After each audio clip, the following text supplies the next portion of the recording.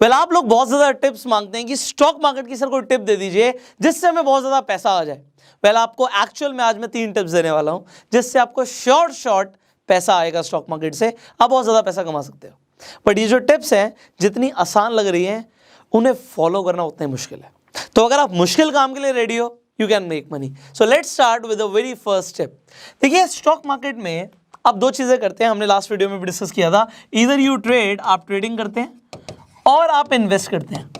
But मैं हमेशा आपको एक ही बात बोलूंगा कि अगर आपको एक्चुअल में अमीर बनना है तो आपको इन्वेस्टमेंट्स करनी चाहिए।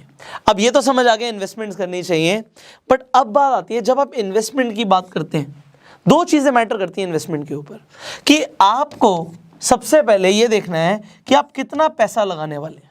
जितना ज्यादा पैसा इन्वेस्ट करेंगे उतना ज्यादा आपको आरओआई आएगा। अब उसके साथ साथ आपको ये भी देखना है कि रेट ऑफ इंटरेस्ट क्या है। आरओआई से रेट ऑफ इंटरेस्ट भी आ जाता है और रिटर्न ऑन इन्वेस्टमेंट्स भी हो जाता है। तो आरओआई अगर मान लीजिए आपका 12% है, तो यहां पे कहते हैं स्टॉक मार्केट के अंदर 12% बहुत अच्छा है। अगर 8% है तो आप इन्फ्लेशन के बस जस्ट ऊपर चल रहे हो, और अगर आपका 15 से 20% के आसपास आ रहा है तो आप बहुत कमाल कर रहे हो, आप बहुत तेजी से करोड़पति बन सकते हो। अब ये जो खेल है कि आप कितना पैसा इन्वेस्ट करते हो और कितना ज़्यादा रेट ऑफ इंटरेस्ट मिलता है, इसके साथ साथ एक और चीज़ आ जाती है कि आप कितने टाइम के लिए इन्वेस्ट करते हो। तो अब जो मेरी नंबर 1 टिप है, आप ये समझिए, अगर आपको बहुत तेजी से आगे बढ़ना, अपने पोर्टफोलियो को बहुत तेजी से आगे लेके जाना है, तो इन 3 चीज़ों के ऊपर हमें काम करना है। पहली चीज़, हम कितने टाइम के लिए इन्वेस्टेड रहते हैं। जितना ज़्यादा टाइम के लिए आप इन्वेस्टेड रहोगे उतना ज़्यादा आपका फायदा होगा। दूसरी चीज़, आप कितना ज़्यादा पैसा इन्वेस्ट करते हो। और तीसरी चीज़ आ जाती है कि आपको रिटर्न ऑन इन्वेस्टमेंट कैसे मिलता है। अब लोग हमेशा किस तरफ भागते हैं? आरओआई बढ़ाने के चक्कर में, कि हमें रिटर्न ऑन इन्वेस्टमेंट बहुत ज़्यादा मिल जाए, हमें 30% रिटर्न ऑन इन्वेस्टमेंट मिल जाए। ओहो।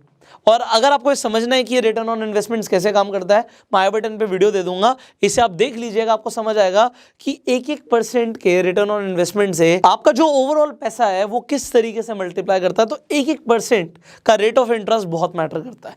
बट लोग यहां पर देखते हैं, इसीलिए वो क्या करते हैं, जो रिस्की स्टॉक्स होते हैं, जो पेनी स्टॉक्स होते हैं, जो स्मॉल कैप कंपनीज होती हैं, उनमें पैसा लगाते हैं और वो सोचते हैं हमें बहुत तेजी से मुनाफा होगा, हमारा पैसा बहुत तेजी से डबल हो जाएगा, और यहीं पे आके वो अपने पैसे को गंवा देते हैं। दूसरी चीज, लोग इस तरफ ध्यान नहीं देते कि अगर वो सेफ जगह पे पैसा लगाएं और अपने पैसे को ही बढ़ाते रहें, वो ज्यादा सेविंग्स करें, तो वो ज्यादा अमीर बन सकते हैं और ज्यादा टाइम के लिए। तो इंस्टेड ऑफ लुकिंग एट कि हमें रेट ऑफ इंटरेस्ट क्या मिलेगा, हमें कितना ज्यादा ग्रोथ मिलने वाली है, उससे ज्यादा ये देखें कि आप कितना पैसा लगाने वाले हो, कितने टाइम के लिए इन्वेस्टेड रहने वाले हो। So this is very crucial factor.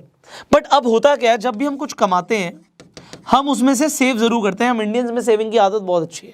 तो अगर कोई इंसान मान लीजिए 30,000 रुपये कमाता है और उसके खर्चे 20,000 रुपये हैं, तो वो 10,000 रुपये को सेव कर लेता है। बट आपको ये समझना है कि सेविंग का इकलौता पर्पस होना चाहिए इन्वेस्ट करना। आप सेव करते हो इन्वेस्टमेंट करने के लिए, और अगर आप ऐसा नहीं करते, आप सेव सिर्फ बैंक में पड़े रहने के लिए पैसा रखते हो कि इमरजेंसी के लिए यूज हो जाएगा, या ये सेविंग आपकी बहुत कम है, तो फिर आप बिल्कुल पॉवर्टी लाइन के पास ही हो। क्योंकि अगर आप इस सेविंग को इन्वेस्ट नहीं करोगे तो आप कभी अमीर नहीं बनेंगे। आपको कुछ ऐसा तरीका ढूंढना पड़ेगा कि अगर आप सो भी रहे हैं तब भी आप पैसा कमा रहे हो, ऐसा वॉरेन बफे बोलते हैं। अदरवाइज आप पूरी जिंदगी काम करते रहोगे। और जो लोग रात में सोते सोते पैसा कमाने का तरीका नहीं ढूंढते, वो जिंदगी भर काम करते हैं। तो आपको ये समझना है, जो आपकी सेविंग्स है उसके ऊपर आप ये समझिए, जो भी मैं सेव कर रहा हूं, सेविंग का पर्पस है इन्वेस्ट करना, कि उसके ऊपर मुझे कुछ ना कुछ इंटरेस्ट मिले। अगर पैसा बढ़ रहा है दैट इज गुड। तो आपको ये समझ आ गया कि सेविंग हमें रेगुलरली करनी है और उन्हें हमें इन्वेस्ट करना। बट कब करना है? When you are actually required to invest. इसका मतलब ये नहीं है कि आज मेरी सैलरी आई है, मैं 20,000 रुपये रख लेता हूँ खर्चे के लिए और 10,000 रुपये आज ही इन्वेस्ट कर देता हूँ। लोग ऐसा करते हैं, लोग SIP डाल देते हैं, लोग म्यूचुअल फंड्स में इन्वेस्टमेंट करते हैं, कुछ भी गलत नहीं है। But what is better, what is better जो आपको ज़्यादा अच्छे रिटर्न्स दे सकता है? Let me tell you. देखिए, अगर आप ऐसा देखते हैं कि कुछ स्टॉक्स बहुत अच्छे हैं, आप अपनी ना एक लिस्ट बनाइए स्टॉक्स की जिन्हें आप पसंद करते हैं। मैंने लास्ट वीडियो में बताया था कि आपको हमेशा स्टॉक्स की जगह बिजनेस में इन्वेस्ट करना चाहिए।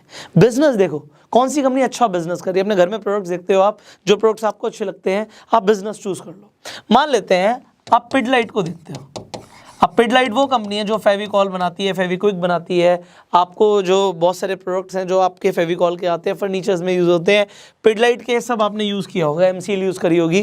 तो पिडलाइट बहुत बड़ी कंपनी, आप पिडलाइट को चूज़ करके रखते हो। इसी तरीके से आप आईटीसी को चूज़ कर लेते हो, आप ब्रिटानिया को चूज़ कर लेते हो, आप नेस्ले को चूज़ कर लेते हो, आप एमआरएफ को चूज़ कर लेते हो। आपके कुछ बड़े बड़े अच्छे शेयर्स आपकी लिस्ट में। मतलब ये नहीं है जब पैसा आए तब डाल दो, बहुत सारे लोग ये बोलते हैं जब पैसा आए तब डाल दो। That is actually not a right advice. अब वो क्या करना चाहिए, आपको इन स्टॉक्स पे एक्चुअल में अलर्ट लगा के रखना चाहिए उस प्राइस का जिस प्राइस पे आप खरीदने के लिए रेडी हो। इसका मतलब है कि मैं ये नहीं कह रहा कि आप अभी के अभी लिमिट ऑर्डर लगा दो, वो हम बाद में बात करेंगे कि कैसे लगाते हैं, उसका फायदा क्या है। मैं अभी एक अलर्ट लगाने के लिए कह रहा हूँ। यू कैन एक्चुअली सी, देखो ये कंपनीज बहुत बड़ी कंपनीज हैं, ये ग्रो कर रही हैं और करेंगी, ये तो चलो प्रूवन है। बाकी आप इनकी एनालिसिस कैसे कर सकते हैं हम आगे बात करेंगे, और भी कंपनीज के बारे में कैसे जान सकते हैं कि इन्वेस्ट करना चाहिए नहीं करना चाहिए। बट मैं अभी आपको जो पॉइंट बोल रहा हूँ वो ये है कि आप लिस्ट बना लो। ऐसा नहीं है जब पैसा आया तब डाल दिया। और देखो कि जो इनका जो ग्राफ है, जो प्राइस है, वो कब नीचे जा रहा है, क्योंकि मार्केट का रूल है, market will always bounce back. तो अगर आप कभी भी जब नीचे होता है स्टॉक उसे खरीद लेते हो तो बाउंस बैक तो करेगी और आपको मुनाफा होने के ज़्यादा चांस हो जाएंगे। बट सपोज कीजिए यहाँ पे इस टाइम पे आपकी सैलरी क्रेडिट हुई थी और आपने अभी के अभी इन्वेस्टमेंट कर दी, so you lose your money. इसका मतलब ये है कि थोड़ा सा पेशेंस रखना ज़रूरी है पैसा लगाने से भी पहले। आप चाहे 100 रुपये लगा रहे हो, ये नहीं कि मैंने तो बस 500 रुपये तो लगाया था या 10,000 रुपये तो लगाया था, मुझे कोई फ़र्क नहीं पड़ता। भाई उसे भी क्यों लूज़ करना है? टाइम लो, पेशेंस लो। ये मत देखो बढ़ रहा अभी लगा दूं।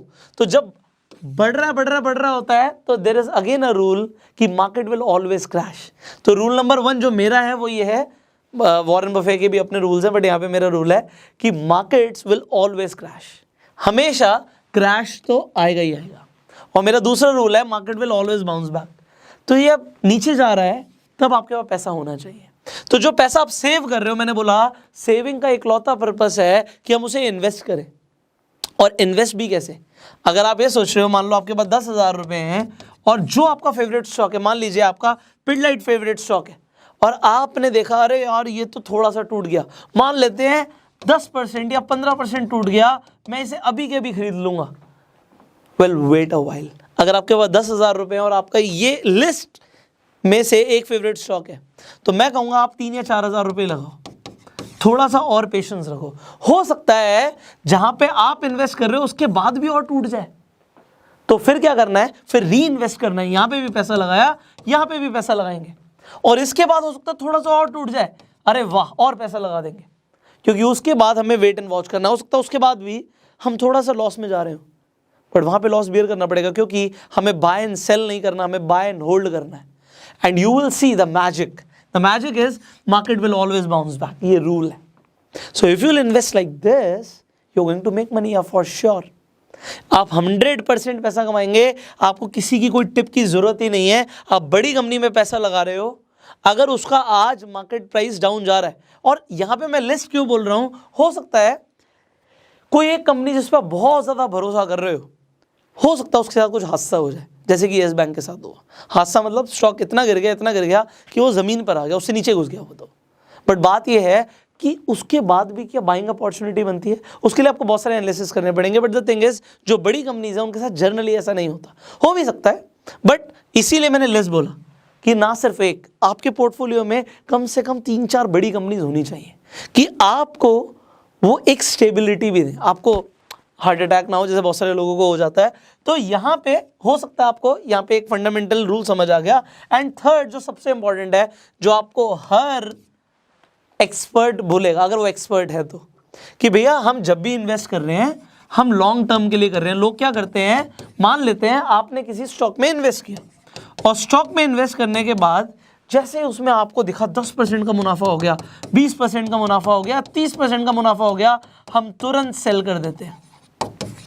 इससे आप कभी अमीर नहीं बनोगे। इससे आप अमीर क्यों नहीं बनते, मैं आपको एग्जांपल देता हूं। हम विप्रो की बात करते हैं। आज से 40 साल पहले, हो सकता है आप में से ज़्यादातर लोग हो भी ना इस दुनिया में, मैं भी नहीं था, पर अगर 40 साल पहले मान लेते मेरे फादर या मेरे दादाजी सिर्फ और सिर्फ 100 रुपये विप्रो में लगाते, सिर्फ 100 रुपये। डेफिनेटली आप कहेंगे सर 100 रुपये भी बहुत बड़ी बात थी आज से 40 साल पहले, बट इतनी भी बड़ी बात नहीं थी। बट अगर सिर्फ 100 रुपये लगाते तो आज वो 7 करोड़ रुपए होते। समझ रहे हैं आप, ये लॉन्ग टर्म का मैजिक है। आप सोचिए किसी इंसान ने 100 रुपये इन्वेस्ट किया और जैसे उसका 130 रुपये हो गया उसने बेच दिया, oh what a profit man, and आज वो रो रहा होगा कि भैया 7 करोड़ रुपए हो गया। तो इसीलिए लॉन्ग टर्म का मैजिक है। मैं आपको एक और एग्जांपल दे देता हूं। अगर हम इन्फोसिस की बात करते हैं तो इन्फोसिस के शेयर में किसी ने 1995 के अंदर अगर 10,000 रुपये लगाए होते, मान लेते हैं मेरे फादर ने, मैं 1995 में पैदा हुआ था, 26 साल का ही हूँ, तो मेरे फादर ने मेरे नाम पे, मेरी खुशी पे, आज मेरी बिटिया हुई है, तो जब वो पैदा हुई तो उसके नाम के लिए, मतलब जब वो हुई तो मेरी तरफ से एक गिफ्ट उसके लिए मैंने कुछ शेयर्स खरीद के उसके लिए डाल दिए फॉर लॉन्ग टर्म। अब वो उसके, मेरे नहीं है। जब उसमें समझ आएगी इतनी कि वो उन शेयर्स के साथ डिसीजन ले सकती है तो वो लेगी, मैं कुछ नहीं करूँगा उन शेयर्स का, ये मैंने सोचा है। This is my long term perspective कि मेरे बच्चे के लिए मैंने सोचा भैया मेरी खुशी में, मेरे फादर 10,000 करते, मैं जितना कर सकता था मैंने कर दिया। तो मैं आपको एक एग्जांपल दे रहा हूँ कि मेरे फादर ने अगर 10,000 रुपये की, मेरी खुशी में बेटा हुआ है जी इसके नाम पे हम 10,000 शेयर डाल देते हैं इन्फोसिस के, तो आज की डेट में वो 68 लाख रुपीज़ होते हैं। इसका मतलब है कि एक बच्चे की जितनी भी पढ़ाई वढ़ाई लिखाई का खर्चा होता है, जितना माँ बाप को करना होता है, सब हो गया।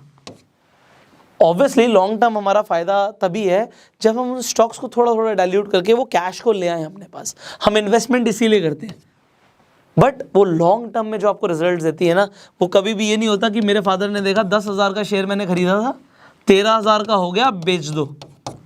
अगर ऐसा सोचते तो कुछ नहीं होता। वैसे तो उन्होंने ऐसा कुछ किया नहीं, तो सोचते और नहीं सोचते की तो बात ही नहीं है। बट आपको मैं बता रहा हूँ, अगर आपने ये जो मैंने आपको आज 3 टिप्स दी हैं इन्हें फॉलो कर लिया तो सोचो आने वाली आपकी जनरेशन का क्या होगा। They will be filthy rich. एक आदमी को सिर्फ अपनी ज़िंदगी में मेहनत करके, दिमाग लगा के, एजुकेशन लेके अपना फाइनेंशियल लाइफ को चेंज करना होता है, और उसके बाद अगर उसको बच्चों को भी वो एजुकेशन मिल जाती है तो आने वाली जो पुश्ते हैं ना वो सब अमीर पैदा होती है, तो वो पैदा ही अमीर होती है। मेरी बेटी पैदा ही करोड़पति हुई है, उसका रीज़न है क्योंकि उसके बाप ने मेहनत कर ली। तो एक इंसान को तो करना पड़ेगा। Will that be you in your family? So बहुत सारे ऐसे लोग हैं जो आज एक मिडिल क्लास फैमिली से वीडियो देख रहे हैं। मेरा सवाल आपसे, will you be the first millionaire in your family? If yes, नीचे कमेंट कीजिएगा। वीडियो अच्छी लगी जल्दी से लाइक कर दीजिए, शेयर कर दीजिए, फैला दो यार आग की तरह। ऐसी इन्फॉर्मेशन लोगों को नहीं मिलती, तो अगर आप शेयर करोगे तो किसी का भला हो जाएगा। फाइनली यूट्यूब पे वीडियो देख रहे हो सब्सक्राइब करो, बेल आइकन पे क्लिक करो, क्योंकि अभी बहुत सारी वीडियोस आनी बाकी हैं। और अगर फेसबुक पे देख रहे हो फॉलो करो। I will see you in the next video. Till the time you go self made.